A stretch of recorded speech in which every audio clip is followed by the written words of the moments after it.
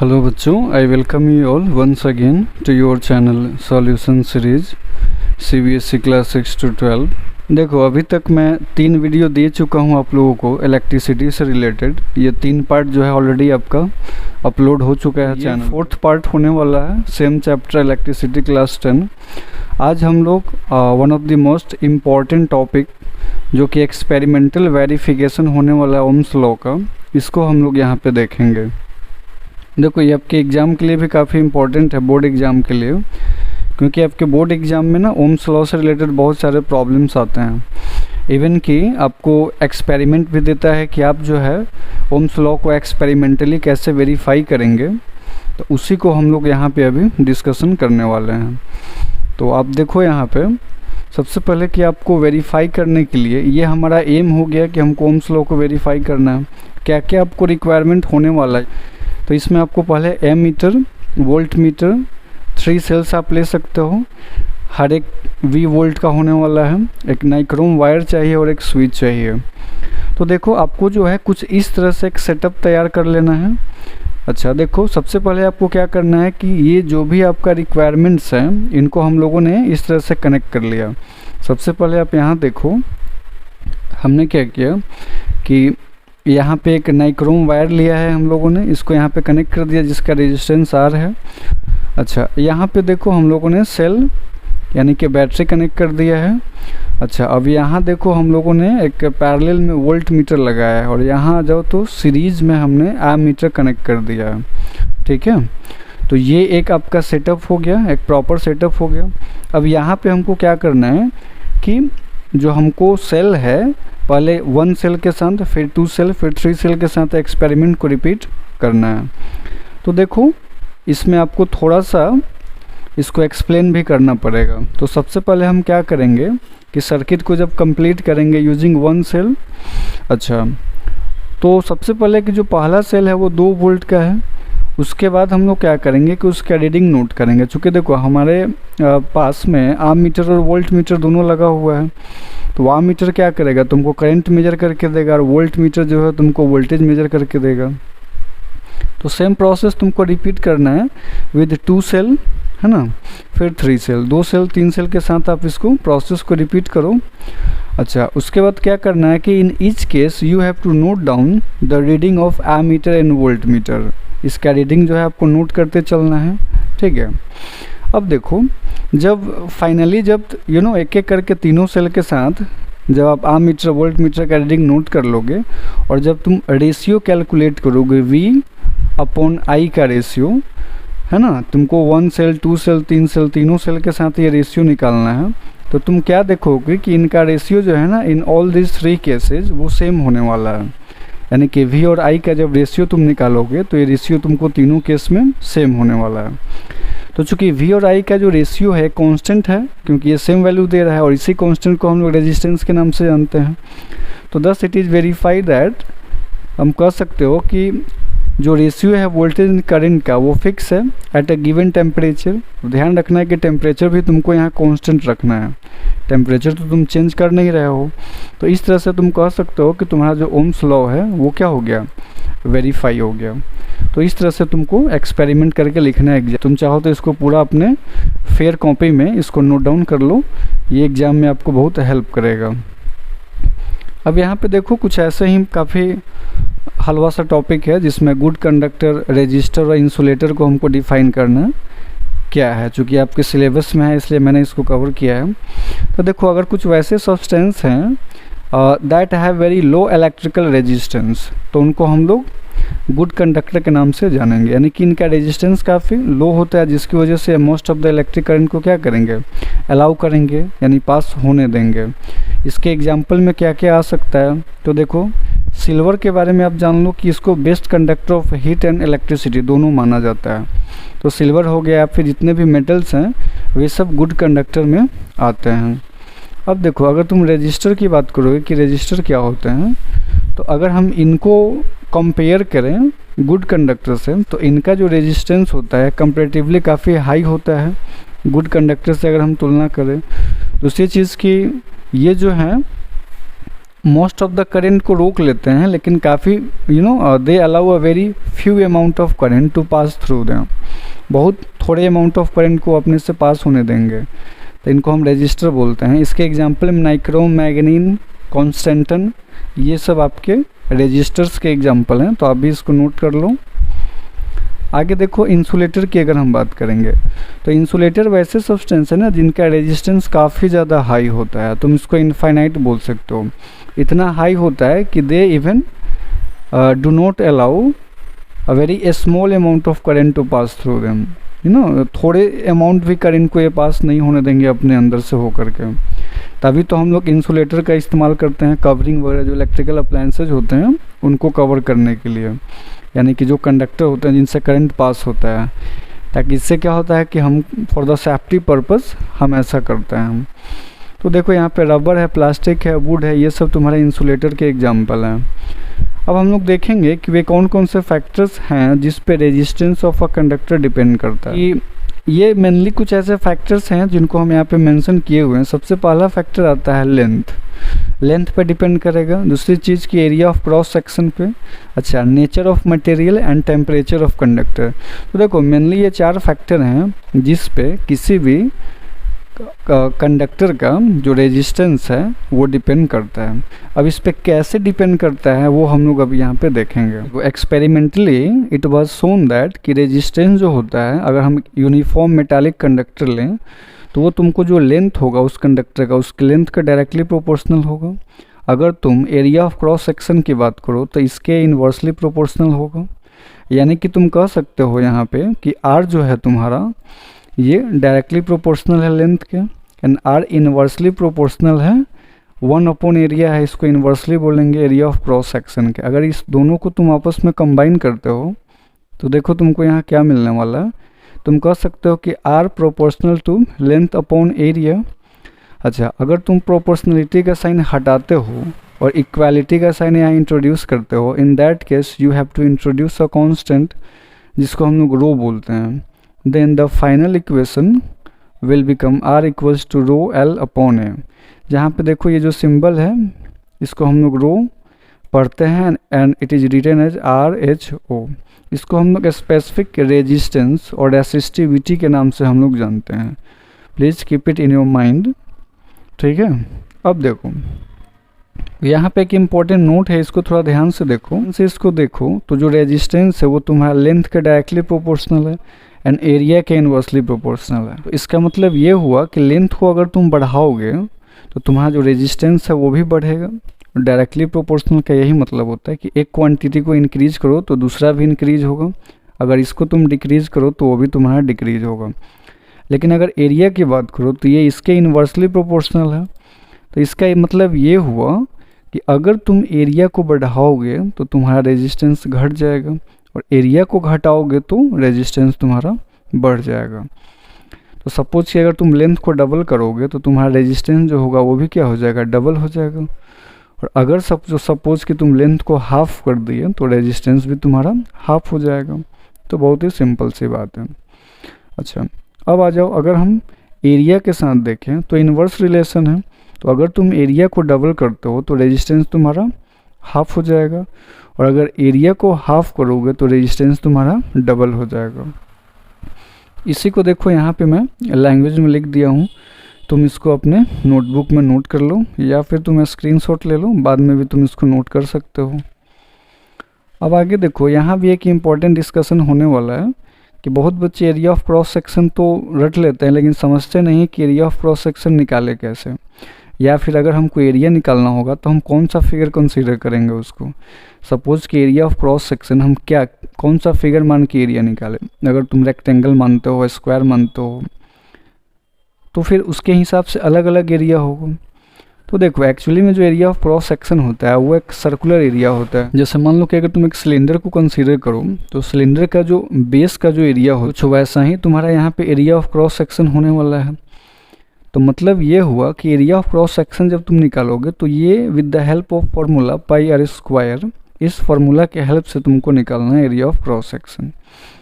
तो देखो ये जो फार्मूला आ रहा है तुम्हारा एरिया का पाई आर स्क्वायर, तो देखो इसमें आर स्क्वायर का टर्म है, मतलब क्या हुआ कि अगर तुम रेडियस या फिर डायमीटर को अगर तुम ट्वाइस कर दो, डबल कर दो, तो देखो यहाँ पे आर स्क्वायर, अगर यहाँ पे 2r का होल स्क्वायर कर दो तो ये एरिया डायरेक्टली तुम्हारा 4 टाइम्स हो जाएगा। तो अगर तुम्हारा एरिया 4 टाइम्स हुआ तो तुम्हारा रेजिस्टेंस क्या हो जाएगा, 1/4 हो जाएगा। क्योंकि मैंने अभी बताया कि एरिया और रेजिस्टेंस का देखो इन्वर्स रिलेशन है। यहाँ देखो ये रेजिस्टेंस है, एरिया है, तो अगर तुम्हारा एरिया अगर 4 गुना होगा तो ये सीधे रेजिस्टेंस क्या हो जाएगा, 1/4 हो जाएगा। ठीक है, अब देखो यहाँ पे तुम या तो एरिया को डबल करो या डायमीटर को डबल करो, इट डजेंट मैटर। दोनों केस में जो तुम्हारा जो इफेक्टिव चेंज होगा रेजिस्टेंस में वो तुम्हारा सेम ही होने वाला है। तो मतलब ये कि या तो रेडियस को डबल कर रहा हो या डायमीटर को डबल कर रहा हो, तुमको उसमें कंफ्यूज नहीं होना है। तुम ये समझो कि अगर वो अगर सपोज कि रेडियस को तुम डबल करो तो डायमीटर भी तुम्हारा डबल ही होने वाला है, या तुम डायमीटर को हाफ करो तो रेडियस भी हाफ ही होने वाला है। तो इससे तुमको कोई प्रॉब्लम नहीं होना चाहिए।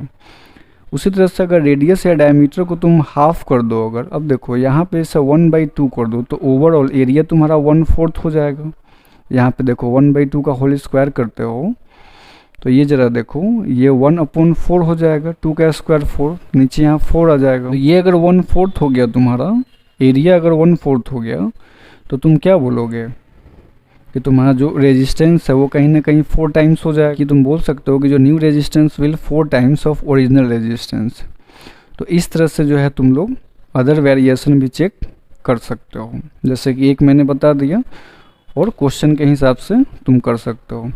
जैसे देखो यहाँ मैंने समझाने का कोशिश किया है कि यहाँ पे जैसे देखो सपोज दैट कि यहाँ पे तुम्हारा आर है तो r rho l by a, तो यहाँ देखो ये rho l upon pi r square.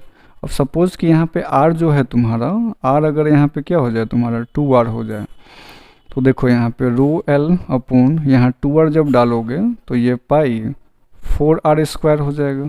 तो देखो ओवरऑल ये 1/4 और तुम्हारा देखो रो एल बाई ए हो गया।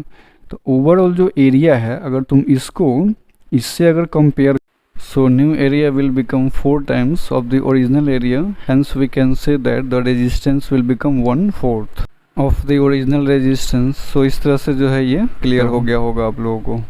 ठीक है, उसी तरह से समझ लो कि अगर तुम यहाँ पे मान लो कि रेडियस को अगर तुम हाफ कर देते तो देखो यहाँ पे अगर इसको r/2 करोगे तो इसका जब स्क्वायर करोगे तो जरा देखो ये 1/2 का स्क्वायर 1/4 हो जाएगा। 4 को ऊपर भेज दो तो 4 रो एल अपॉन यहाँ देखो पाई आर स्क्वायर।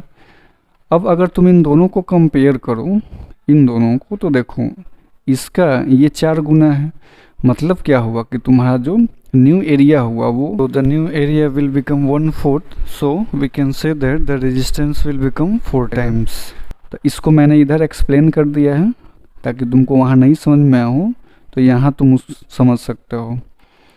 आगे देखो, आगे हम लोग देखेंगे कि effects of nature of material.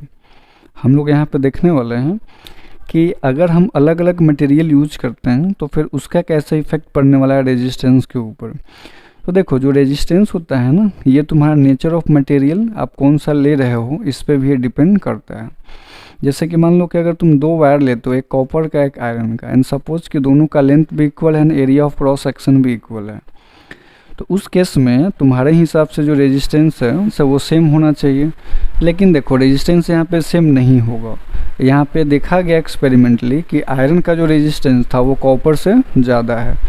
तो मतलब मान लो कि तुम एरिया सेम ही ले रहे हो, दोनों का लेंथ सेम ही ले रहे हो, तो फिर वो कौन सा फैक्टर है जो यहाँ पे डिफरेंस क्रिएट कर रहा है। तो ये चेंज इन द मटेरियल की वजह से तुम्हारा रेजिस्टेंस चेंज हो गया। आयरन का रेजिस्टेंस जो है यहाँ पे ज़्यादा आ रहा है और कॉपर का कम आ रहा है, तो due to change in material. So we can say कि जो रेजिस्टेंस है ना किसी भी कंडक्टर का, वो मटेरियल यानी नेचर ऑफ मटेरियल पे भी डिपेंड करता है कि तुम कौन सा मटेरियल ले रहे हो। अब आगे आ जाओ, नेक्स्ट जो है इफेक्ट्स ऑफ टेम्परेचर। टेम्परेचर का कैसे प्रभाव पड़ता है रेजिस्टेंस के ऊपर। तो देखो अगर तुम्हारा प्योर मेटल है, तो प्योर मेटल है तो उसका अगर तुम टेम्परेचर बढ़ाओगे तो तुम्हारा जो रेजिस्टेंस है ना वो बढ़ जाएगा, एंड वाइस वर्सा, यानी कि टेम्परेचर अब घटाओगे तो उस केस में रेजिस्टेंस क्या हो जाएगा, वो भी घट जाएगा। लेकिन अगर तुम कुछ एलॉयज की बात करो जिसमें मैग्नीन है, कॉन्स्टेंटिन है, नाइक्रोम है, तो अगर एलॉय की बात करोगे तो एलॉय के लिए जब तुम टेम्परेचर रेज करोगे तो उनके लिए जो रेजिस्टेंस का जो फैक्टर है ये ऑलमोस्ट अनअफेक्टेड रहता है। यानी कि एलॉय का जब टेम्परेचर बढ़ाओगे तो रेजिस्टेंस पे कोई फ़र्क नहीं देखने को मिलता है। तो तुम ऐसे भी समझ सकते हो कि इफ़ेक्ट्स ऑफ टेम्परेचर जो है रेजिस्टेंस को कैसे प्रभावित करते हैं। तो तुम देख लिए प्योर मेटल के लिए बढ़ाने पे बढ़ेगा, घटाने पे घटेगा, and in case of alloy there is no change. और यहाँ पे हम लोग थोड़ा रेसिस्टिविटी के बारे में और समझते हैं। इसका सिंबल रो होता है। अब देखो जैसे कि अभी मैंने पिछले स्लाइड में बताया कि आर का जो फॉर्मूला है रो एल अपॉन ए है, तो यहाँ से अगर तुम चाहो तो रो कैलकुलेट कर सकते हो। यहाँ पे ए उधर ले जाओ मल्टीप्लाई में, तो आर ए अपॉन एल, तो ये तुम्हारा रो हो गया। अब देखो इस एक्सप्रेशन से हमको क्या मालूम पड़ रहा है, अगर तुम ऐसे इसको देखोगे तो तुमको लगेगा कि जो रो है ये रेजिस्टेंस, यानी कि रेजिस्टेंस छोड़ो, ये जो तुम्हारा रो है वो एरिया और लेंथ पे डिपेंड करना चाहिए। देख करके तो यही लग रहा है ना। लेकिन इसको ध्यान रखो कि जो रेसिस्टिविटी है ना, it doesn't depend on area और लेंथ, यानी ये एरिया और लेंथ पे डिपेंड नहीं करता है। क्यों नहीं करता है ये तुमको अभी समझ में आ जाएगा। ये nature of material and temperature पे डिपेंड करता है। इसका रीज़न ये है कि रेसिस्टिविटी जो होता है ना, ये एक इनहेरेंट प्रॉपर्टी है मटेरियल का, यानी कि एक प्रॉपर्टी है। तुम ऐसे समझो, प्रॉपर्टी को तुम मेजर नहीं कर सकते हो। तुम मान लो कि आज खुश हो, ये बड़ी अच्छी बात कही आप।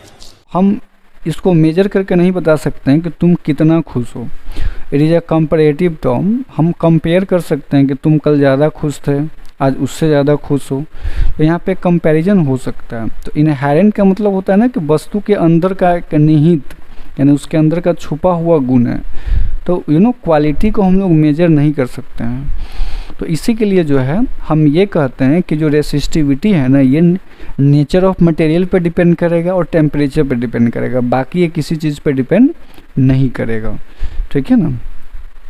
आगे देखो, हाँ दूसरी चीज़ की देखो, ये आप कह सकते हो कि जो रेजिस्टेंस है ना उसका एक स्पेशल केस है। चूँकि इसका नाम है स्पेसिफिक रेजिस्टेंस, तो इसका क्या मतलब हुआ कि रेजिस्टेंस में भी एक ख़ास तरह का रेजिस्टेंस है। यानी ये खास कब है, जैसे सपोज दैट कि मान लो कि अगर तुम कोई कंडक्टर है जिसका area of cross section 1 meter square ले लो और लेंथ उसका अगर तुम 1 मीटर ले लो, अगर तुम यहाँ पे वैल्यू 1 पुट कर दो ए के जगह और एल के जगह, तो ये कहीं ना कहीं रो और आर दोनों इक्वल हो जाएगा। तो तुम क्या बोल सकते हो इस केस में कि तुम्हारा जो स्पेसिफिक रेजिस्टेंस है वो रेजिस्टेंस कहीं इक्वल आ गया। यानी कि एक, अरे कहना क्या चाहते हो, एक वैसा कंडक्टर ले लो जिसका area of cross section 1 meter square हो, लेंथ 1 मीटर हो, तो उस कंडक्टर का जो रेजिस्टेंस होगा वही स्पेसिफिक रेजिस्टेंस के बराबर आएगा, रेसिस्टिविटी के बराबर आएगा। तो ये हुआ ना एक खास, यानी कि सारे रेजिस्टेंस नहीं, अगर उसमें कुछ खास तरह का रेजिस्टेंस को तुम चर्चा कर रहे हो तो इसको तुम लोग क्या बोलोगे कि हाँ ये स्पेसिफिक रेजिस्टेंस है, या इसको रेसिस्टिविटी तुम लोग बोलते हो। अब तुम अगर इसका ऐसा यूनिट की बात करो तो ये ओम मीटर होता है।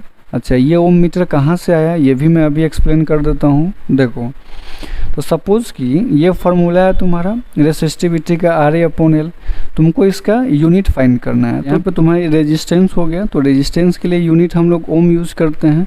एरिया है तो इसके लिए मीटर स्क्वायर, लेंथ का यूनिट क्या होगा मीटर। तो देखो ये मीटर और मीटर स्क्वायर एक को कैंसिल कर देगा, तो यहाँ फाइनली मीटर बचेगा, और ये जो रेजिस्टेंस है इसका यूनिट तुम ओम पुट कर दो, तो ये ओम मीटर देखो तुमको यूनिट निकल के आ गया। ये हो गया तुम्हारा स्पेसिफिक रेजिस्टेंस का ऐसा यूनिट। अच्छा, अब देखो द रेसिप्रोकल ऑफ रेसिस्टिविटी, अगर रेसिस्टिविटी के रेसिप्रोकल की बात की जाए तो इसको हम लोग कंडक्टिविटी के नाम से जानते हैं। ये एक नया टर्म है तुम्हारे लिए, तुम इसको जान लो। यानी कि जो कंडक्टिविटी है it is a reciprocal of resistivity. अगर कोई तुमसे पूछता है, अगर इसके ऐसा यूनिट की बात करो तो इसका ऐसा यूनिट आएगा तुम्हारा साइमन पर मीटर। अब देखो ये ऐसा यूनिट कैसे है, जैसे मान लो कि रेसिस्टिविटी है, इसका रेसिप्रोकल की हम बात कर रहे हैं। तो अगर तुम जब रेसिप्रोकल की बात करोगे तो देखो कहने का मतलब क्या हुआ कि रेसिप्रोकल का मतलब हुआ कि 1 अपॉन ओम मीटर, ये इसका यूनिट आएगा।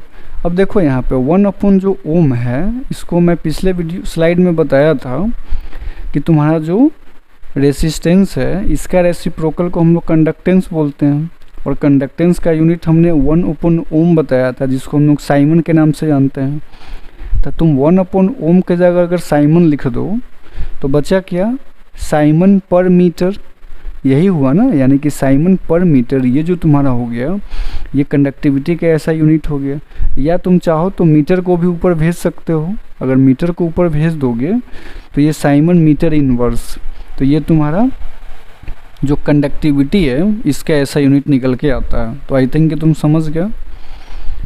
अच्छा, अब देखो यहाँ पे एक क्वेश्चन है कि why the heating elements of electrical heating appliance है, जिसमें कि तुम्हारा इलेक्ट्रिक आयरन है, टोस्टर है, ये सब हम लोग अलॉय जैसे कि नाइक्रोम वगैरह का बनाते हैं, और हम लोग प्योर मेटल यहाँ पे इस्तेमाल नहीं करते हैं।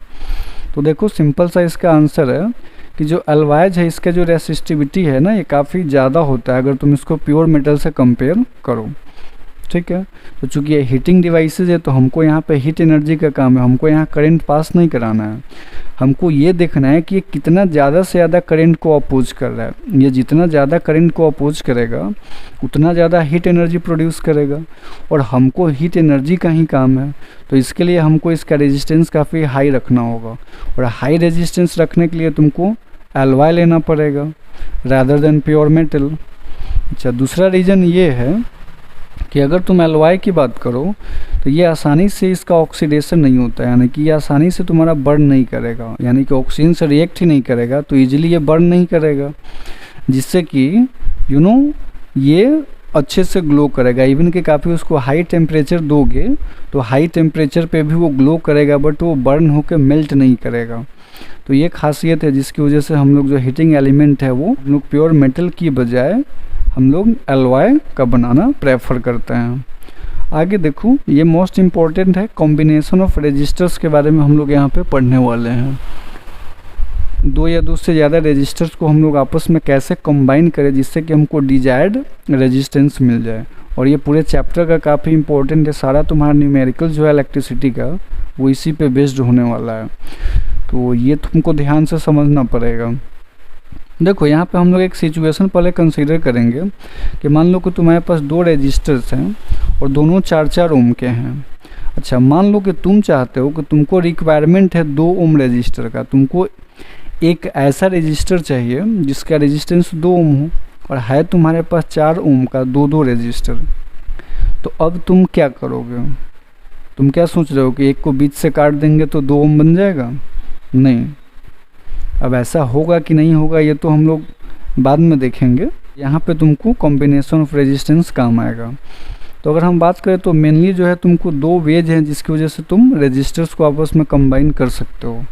पहला है तुम्हारा सीरीज कॉम्बिनेशन और दूसरा क्या है, पैरेलल कॉम्बिनेशन। अब देखो एक एक करके इसको समझते हैं। अगर सीरीज कॉम्बिनेशन की बात करो तो व्हेन 2 और more resistor are connected end to end, जब तुमको एंड टू एंड या फिर हेड टू टेल बोल सकते हो, यानी एक का हेड दूसरे के टेल के साथ जोड़ोगे, फिर दूसरे का टेल तीसरे के हेड के साथ जोड़ोगे, यानी कि इसको वन आफ्टर अदर बोलते हैं, या इसको हेड टेल कॉम्बिनेशन के नाम से भी हम लोग जानते हैं। तो इसको हम लोग सीरीज कॉम्बिनेशन बोलते हैं। इसमें देखो कुछ इस तरह से तुम्हारा होता है। ये तुम्हारा देखो R1 R2 R3, यहाँ पे 3 रजिस्टर्स हैं, और यहाँ पे क्या हुआ, ये मान लो नेगेटिव है और ये पॉजिटिव है, इसका भी ये टेल ये हेड, इसका टेल ये हेड। तो इस तरह से क्या होगा कि एक का देखो हेड को दूसरे के टेल से तुम जोड़ दिए, फिर इसका हेड इसके टेल से जोड़ दिए, तो हेड टेल कॉम्बिनेशन हुआ। तो इस तरह का जो कॉम्बिनेशन होता है इसको तुम लोग सीरीज कॉम्बिनेशन के नाम से जानते हो, और इसके बारे में तुमको फर्दर समझ में आएगा, अभी तुम देखते रहो। अब देखो सीरीज कॉम्बिनेशन के बारे में थोड़ा और डिटेल में हम लोग समझते हैं। सीरीज कॉम्बिनेशन की अगर हम बात करें तो इसमें तुम्हारा सेम करंट जो है ना वो फ्लो करता है पूरे सर्किट में। जितने भी रेजिस्टर्स लगे होंगे उन सब में एक ही अमाउंट ऑफ करंट पूरा दौड़ेगा पूरे सर्किट में। अच्छा, लेकिन ध्यान रखना है कि इस कॉम्बिनेशन में जो पोटेंशियल डिफरेंस होगा ना वो हर एक रेजिस्टर्स का अलग अलग होगा, यानी कि हर एक रेजिस्टर के अक्रॉस जो है ना वो चेंज होगा। क्योंकि देखो ये रेजिस्टर तुम यहाँ जोड़े हो तो ये जो है ना इन दो पोटेंशियल के बीच का, इन दो टर्मिनल के बीच का पोटेंशियल बताएगा, ये यहाँ 2 टर्मिनल के बीच पोटेंशियल बताएगा, ये इन दोनों टर्मिनल के बीच का पोटेंशियल बताएगा। तो यहाँ पे अगर टर्मिनल अलग अलग है तो फिर इनका पोटेंशियल भी तो अलग अलग होगा। तो यहाँ जैसे मान लो कि V1 है, इसका V2 है, इसका V3 है, तो क्या देख रहे हो कि तुम अलग अलग रजिस्टर के अक्रॉस जो पोटेंशियल है वो तुम्हारा अलग अलग होने वाला है। लेकिन जब तुम सारे पोटेंशियल को जब आपस में जोड़ोगे ना, तो ओवरऑल ये उतना ही पोटेंशियल होगा जितना कि तुम्हारा यहाँ पे सेल जितना प्रोवाइड कर, जो सेल तुमको पोटेंशियल दे रहा है। अगर ये V है तो V तुम्हारा V1 plus V2 plus V3 इसके सम के इक्वल होने वाला है। ठीक है, अब देखो कैसे हम लोग अरेंज करते हैं सीरीज कॉम्बिनेशन में दो या दो से ज़्यादा सेल को। तो देखो, the arrangement of cell in a torch और radio twice are some of the example. जैसे कि देखो तुम टॉर्च वगैरह में, रेडियो में, या फिर बच्चे लोगों का जो ट्वाइज आता है उसमें देखते होगे कुछ इस तरह से अरेंजमेंट होता है सेल्स का। यहाँ देखो, ये जो तुम्हारा सेल होता है इसमें ऊपर वाला पॉजिटिव टर्मिनल होता है और नीचे नेगेटिव होता है। तो देखो, इसका जो पॉजिटिव टर्मिनल है इसका नेगेटिव से जोड़े हो, फिर इसका पॉजिटिव इसके नेगेटिव से, फिर इसका पॉजिटिव इसके नेगेटिव से, और इसी तरह से तुम्हारा कंटिन्यू आगे चलता चला जाएगा।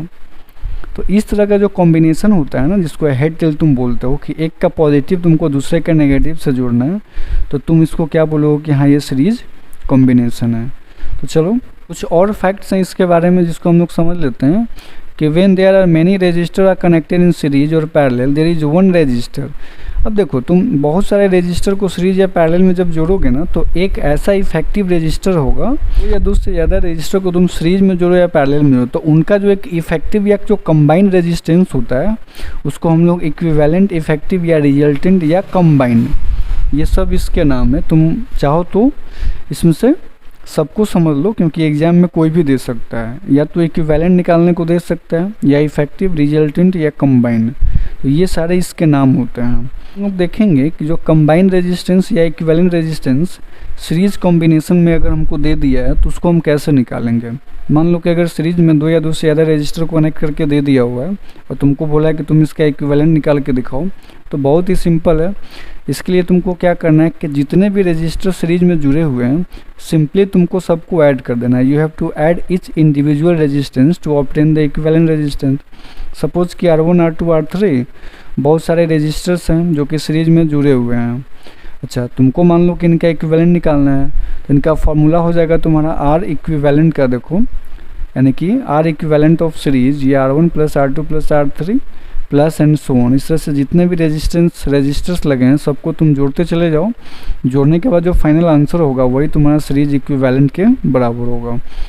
अब जैसे देखो, मान लो कि 2 ओम, 5 ओम, 8 ओम, ये तीन रजिस्टर को तुम सीरीज में जोड़ दिए और तुमको इनका इक्विवेलेंट चाहिए, तो सिंपली तीनों को तुम ऐड कर दो। ये कितना आ जाएगा, 5, 2, 7, 8, 15। तो ये देखो 15 ओम तुमको फाइनल रिजल्ट दे रहा है। तो इस तरह से तुम कैलकुलेट कर सकते हो। एक इम्पॉर्टेंट नोट है, इसको ज़रा ध्यान से देखो कि सपोज़ कि अगर n रजिस्टर्स हैं और हर एक का वैल्यू R ओम है और ये सारे के सारे अगर सीरीज़ में जुड़े हुए हैं, तो इनका इक्विवेलेंट रेजिस्टेंस निकालने का ना एक शॉर्टकट फार्मूला भी है।